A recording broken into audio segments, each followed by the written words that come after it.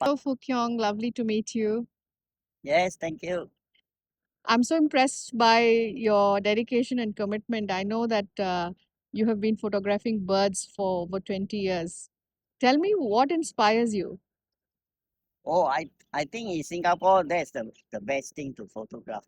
Sceneries, Singapore we don't have so much good scenery unless you go out very early in the morning or late in the evening to shoot sunrise or sunset. Sometimes sunrise are not certain. The sun never rise. Yeah, Or sometimes sunset time, the sun doesn't set properly. So birds, if you can find them, you can shoot them. yeah, lovely. What are your favorite places in Singapore to for Last photography? time I I went to the place where certain birds are heard of. Hmm. I will rush there. Like that is my starbird. No, like now at the moment there's a Pupo Mm-hmm. in Tanjung Katong. Mm-hmm. A lot of my friends went there, Mm-hmm. but now I'm already lazy lah. I just normally go to.